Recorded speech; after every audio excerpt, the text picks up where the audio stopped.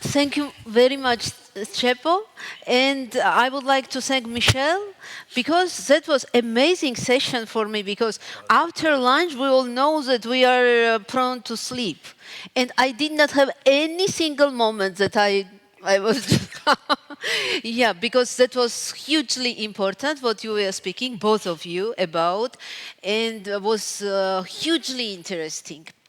Actually, I would like to start with very brief summary, just to show that what you spoke about resonates very much with my experience, or let's say experience of my country, my nation. Because Michelle spoke about actually, oh, before I will move to this, I was thinking that your name means hope.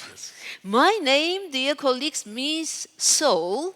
And I just searched for Michelle's name, and that's who is like God? So she's probably goddess. So, but that's for joke, just to revitalize the audience after such rich presentation, because you are processing and you are a bit tired. But what I would like to say, actually, what Michelle was speaking about extermination, like annihilation tendency, or genocide, cultural or any other type of genocide. Actually, that's something which my country experienced, because the motto of Russian Empire when they colonized Georgia for the first time was Georgia without Georgians and Caucasus without Caucasians. Wow. And even now there is belief within Russian communities that if not Russia doing order in North Caucasus, which she owns at the moment, they will kill each other. Because they are so bad. They are so, they will kill each other without Russian control. So this kind of attitude that not respectful and even actually annihilation intention, which is somehow now clandestine, but still is there, yeah? So that resonates a lot with my experience. But also your experience, Chepa, what you are speaking about, actually, about expecting how victim must behave, about good and bad victim. That's something very important, because we are actually limiting within our vision, understanding how survivors should behave. Yeah. And that's not always the right way to behave after genocide or after totalitarian experiences. So that's very important, actually, what you said, that we have to explore how victim, survivor sees what should be done. We should not dictate, and our expectations should not limit. It should be interaction. It should not be just setting up standards. Another thing, and Reconciliation Committee, that's something, TRC, which I always idolized, because when we were in conflict with our, for example, internal conflicts in Georgia, but any other conflict, I am thinking, well, but there is an example in South Africa, and that's hope-giving example, and now you are critically rethinking Truth and Reconciliation Committee and format, and you are saying that J dimension, justice dimension is missing. That's something very important. And again, that resonates with post-totalitarian so-called, you are speaking about reparation, but we are having so-called rehabilitation on victims and their families. And in my study, I did doctoral study on transgenerational trauma related to totalitarian repressions. And actually family members, second generation, third generation, they are saying that was not rehabilitation, that was a joke. So that was asymmetrical to the damage. So what we try to repair, that's very asymmetrical. Again, victims and survivors' needs should be addressed. And not only our, vision. And it should not be just a short-term response. It should be ongoing. And I loved your comment on different perception of time, because yes, we Westerners probably we are having past in the past, present here, and future there. But time is, very interesting timeline we can think about. And that's very resonates also with Faulkner's phrase, which I found out that I did not quote correctly in the morning session. He says, past is never dead. It's even not past. So that's something which we should tackle every moment. There is no justice in the past or in the future. Justice is here and now, and that's how we should operate. So you inspired me a lot. Thank you so much. I am grateful also to Michelle, and sorry for a long remark, but that was marvelous what I heard this afternoon. And the floor is yours, dear colleagues. Please, questions, comments. Who would like to open the floor? Yes, please, Janet. Well, I wanted to ask Shepo, recognizing that Canada is not the same as South Africa, for his reflections on Michelle's presentation and how they've gone back again and again to the issues, but how she's kind of become, like you maybe, sort of an insider to try to represent people, and how they've now set up something that looks interesting that's going to kind of mark the government in terms of what they're really doing on the ground. So I just wondered what your thoughts were from what you heard. Yeah, about Inuit community and Would you? Oh, yes. Thank you for that question. I must confess that I have not studied the example too closely, but I know a little bit about it. It's interesting because it was preceded by other inquiries, on the missing, especially, indigenous women, on the residential schools, culminating in the TRC.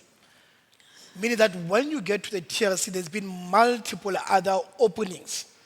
Not complete, but openings. But also what resonated very closely for me was the idea that it continued for 7 years. For 7 years. In the case of South Africa, as I said, it was only for 2 years, 1996 to 1998. That's nothing, 7 years gives you enough time for even victims who are skeptical to present themselves, for victims and survivors who are traumatized to be assisted to come and present their stories, but also for the nation to pay attention. You can't ignore it for 7 years. In the case of South Africa, a lot of white people ignored it, even though it was on TV. Say, we don't have to watch this. But for 7 years, surely it's in your face, and therefore the whole nation gets to participate. They can't say, I didn't know, I was just a bystander, So for me, that's important. What I didn't say, which was in my slide, is that at the Human Rights Commission, I am the commissioner responsible for justice and anti-racism. And part of my work, as I see it, is to continue the unfinished business of the TRC. In a sense that, I've got a committee now called the National Question and Anti-Racism, where we are looking at two things. Number one, national dialogues for understanding. Because we still don't understand each other in South Africa. We still talk past each other. And when I say to my friends, my close friends, I've set up this committee where we are going to do dialogues. They become very angry with me to say, you are doing another TRC. Victims are coming to tell their stories again.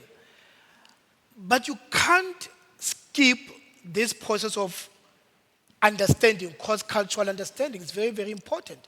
But secondly, to be, followed by meaningful reparations, And in the Human Rights Commission, we're able to give recommendations. I'm able to subpoena the president. I'm able to subpoena a minister to say, what have you done on the issue of land?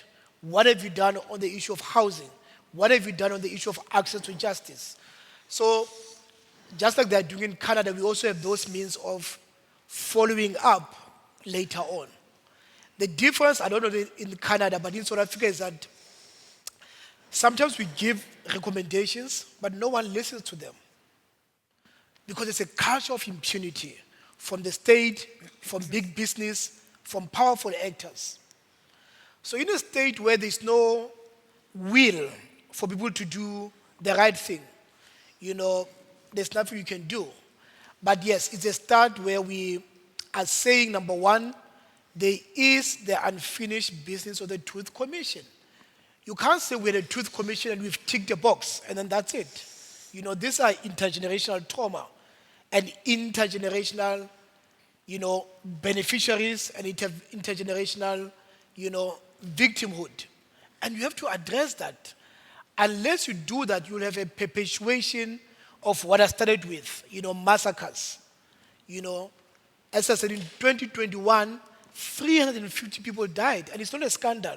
Life moves on, So it resonates with what Senator Odette was saying, and yeah, we try to do the same thing. It takes time because from both sides, black and white, still a lot of anger and distrust, and unless you deal with that distrust and that anger, there's nothing you can do from a commission level. Thank you. I think Robert has something to say or ask. Well, I have a bit the same as what you have, Jana, that for me this is quite an eye-opener. But still, I would like to know, Chippa, do you think that the Truth and Reconciliation Committee had prevented something worse happening in South Africa that did have an effect in kind of mediating the political situation after the end of apartheid? Are you asking me or the No, Chippo? Chippo. Yeah, Yeah, that's sure. question to you. Yeah, one of the myths about South Africa is that we had a peaceful transition. That's a big myth of South Africa. In fact, more people died from 1989 to 1996 than ever in the history of South Africa. So it was not a peaceful transition. I remember as a boy, we had to hide in the ceiling because war was still going on. So it was not a peaceful transition. People did die. But I think you are quite right. As I said earlier, war was unsustainable. So it did prevent civil war, in a sense, which could have been catastrophic for everyone. But not the TRC. What prevented it was democracy. The right to vote, the right to work where we want to work, the right to, go to any school that you want to go to. So that democratic opening and the idea that you have a black government, I think it helped a lot. The TRC itself, I wouldn't say so because, as I said, war continued even when the TRC was happening. But more than that, the state stopped killing people, but crime and violence became privatized. Gender-based violence shot up. Even today, South Africa, in terms of GBV, gender-based violence, is higher than in war zones, higher than in Gaza, for example, even now, GBV in South Africa. So violence became privatized, became from the state to private citizens. The level of crime, very, very high. So you have peace, but it's what we call liberal peace. There's still a violence of impoverishment, there's still a violence of poverty, there's still a violence of homophobia, xenophobia, ableism. But in terms of, did it prevent something worse happening? Maybe, maybe not civil war. That would have been catastrophic, unlike other African countries. But as I said, war continued in other means, yeah. Yeah. So some changes happened. Something worse was prevented, but still situation is not healed. Yeah, because some systemic approach, long-term approach, balanced approach, and needs-based approach is needed. But I still think whether this is utopia, TRC, or it's possible to make work even better. So, yes, please. Yeah, I don't want to dominate the discussion. In the Netherlands, 30 years after the end of the Second World War, there started the process of reconsideration, looking at, what happened actually during the war, and this process of moving from black and white to shades of gray happened, right? Here in Lithuania, this started 50 years later because of the communist period. The whole issue of the Holocaust was for 50 years in the freezer. And so Lithuania is in that sense lagging behind. Now so Mandela became president 30 years ago. Do you see this process starting in South Africa now? Yeah, from 2015 and 2016, young people started a decolonization movement, the Decolonial 10, where they were saying, we want to talk about colonization. We want to talk about decolonization of the economy, of the universities, of the culture. So it has started from bottom up, where young people themselves said, we don't care about apartheid. We don't care. In fact, I've got an article where we interviewed young people, and they're very critical of Mandela, very, very critical. Mm-hmm. Some of them are unfairly so. But they see Mandela as having prevented justice, from happening. But we are seeing young people talking about decolonization. We are seeing young people talking about justice. But we don't see from the state level coming to meet them halfway. Mm-hmm. If anything, they dismiss them. Mm-hmm. But as I said, I fear that there's going to be big conflict in South Africa. Because you can't have a situation where the majority are still so poor, and when they look to the minority, they're still so rich. So it's a ticking time bomb, and what we do in my work is to say to the state, please do something now, So I'm saying young people have started the conversation. It's unfortunate that they get dismissed by old people. So that's great that young people are criticizing Mandela. That means that they have enough critical thinking ability to move things forward. That's a good indicator. So,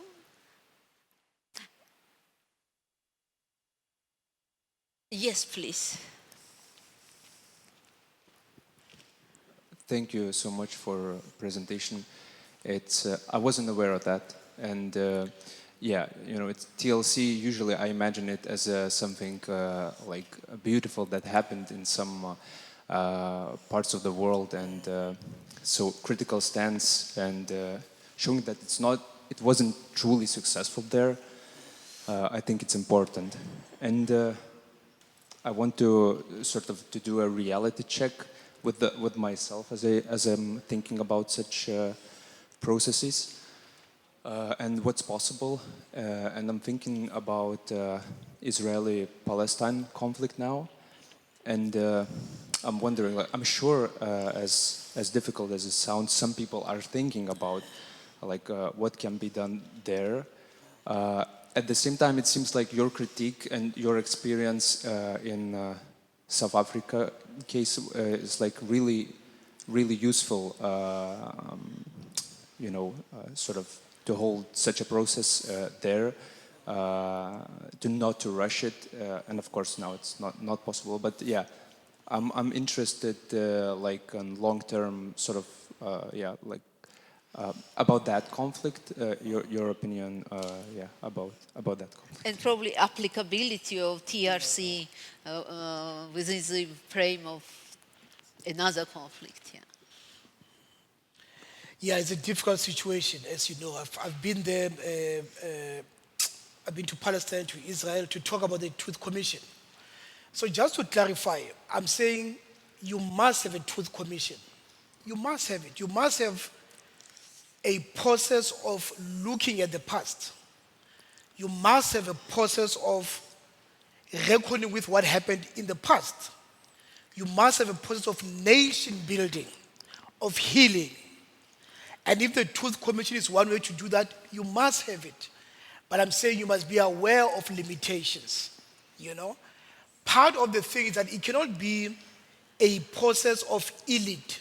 The elites coming together, making a deal, and then using people for that deal. You can't have that, it must be a bottom-up process. So in the thinking of the TRC, in the design, victims must be central to the process. They must choose what kind of process do we want? You know, culturally, epistemologically, religiously, what kind of process do we want? What do we think justice means for us? A lot of victims don't want people to rot in jail. No, that's not what they want. A lot of victims don't want people to be thrown away, but they want a meaningful process, you know? So in the case of Palestine and Israel, you know, if the two sides are serious about peace, you know, as I said, they should say what has happened here. Part of the issue of South Africa is that we were not honest about what happened. As I said, our constitution is not honest about what happened. It doesn't talk about genocide, it doesn't talk about apartheid, it doesn't talk about colonialism.